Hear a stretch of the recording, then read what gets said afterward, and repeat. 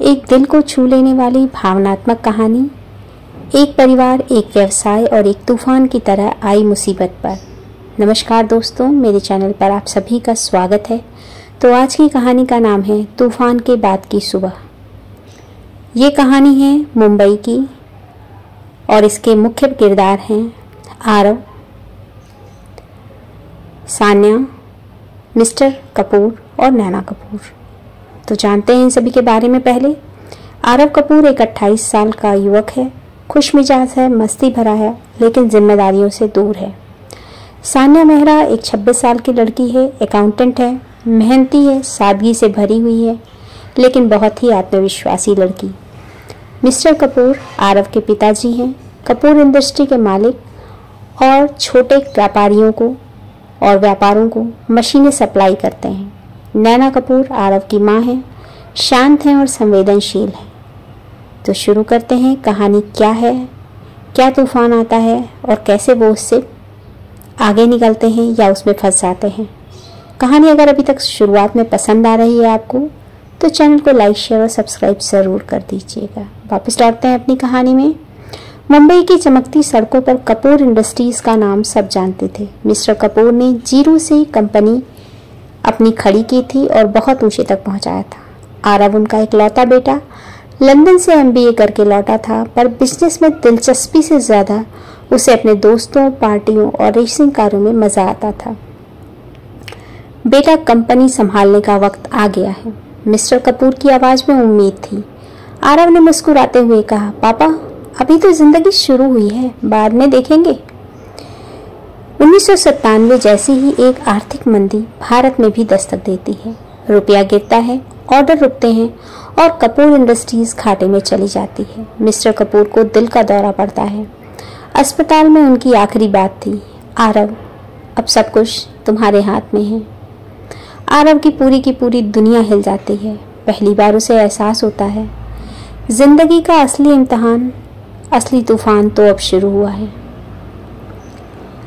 Mister Kapoor के पुराने accounts विभाग में काम करने वाली लड़की सान्या अब नई अकाउंटेंट हेड बनती है, अकाउंट्स की हेड बन जाती है। वह शांत, ईमानदार और सख्त है। आरव को सब कुछ संभालने में बहुत मुश्किल हो रही है। सान्या उसके सामने सच्चाई रखती है। कंपनी को बचाने के लिए हमें नया रास्ता ढूंढना होगा, पुराने तरीके अब नहीं चलेंगे।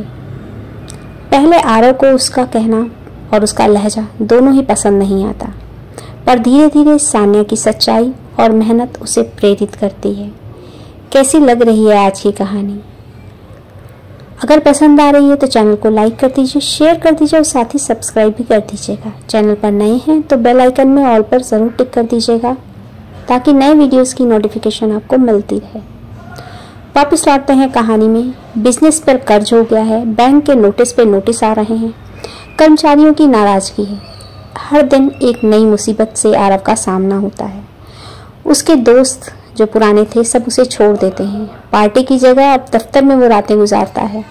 सान्या उसके साथ रहती है बिना किसी उम्मीद के। एक रात आरव टूट चुका है। उसने कहा, मैं हार गया हूँ सान्या, सब खत्म हो गया।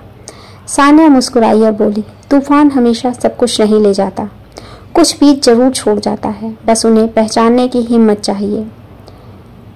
वो मन लगाकर काम करता है, पर हिम्मत हार रहा था, लेकिन सान्या की बातों से उसे हिम्मत मिली। सान्या के सुझाव पर आरव ने कंपनी को छोटे स्तर पर फिर से शुरू किया। देसी मशीनों को स्थानीय छोटे व्यापारियों तक उन्होंने पहुंचाया। वो किसानों और ग्रामीण उद्योगों से भी जुड़ता है। धीरे धीरे कारोबार फिर बढ़ने लगता है। अब कंपनी का नाम बनता है नई सुबह इंडस्ट्रीज। आरव ने न सिर्फ अपने पिता की कंपनी को बचाया, बल्कि खुद को भी बदल डाला। कई सालों बाद एक पुरस्कार समारोह में आरव मंच पर बोलता है, एक वक्त था जब मुझे लगा सब खत्म हो गया, पर उस तूफान ने ही मुझे इंसान बनाया। आज अगर मैं यहाँ हूँ तो सान्या की वजह से, जिसने मुझे सिखाया कि तूफान चाहे जितना भी बड़ा हो, अगर दिल में उम्मीद बाकी है तो हर रात के बाद एक नई सुबह ज़रूर आती है। सान्या की आंखों में आंसू थे और भीड़ तालियों से गूंज उठी। मोरल ऑफ द स्टोरी, जिंदगी के हर तूफान में एक नया रास्ता छिपा होता है। बस हमें डरना नहीं, संभलना होता है। कैसी लगी आज की कहानी? अगर पसंद आई है तो चैनल को लाइक, शेयर और सब्सक्राइब ज़रूर कर दें, और अगर चैनल पर नए हैं तो बेल आइकन में ऑल पर ज़रूर टिक कर दीजिएगा। आप सभी का बहुत बहुत धन्यवाद कहानी को पूरा सुनने के लिए। मिलते हैं किसी और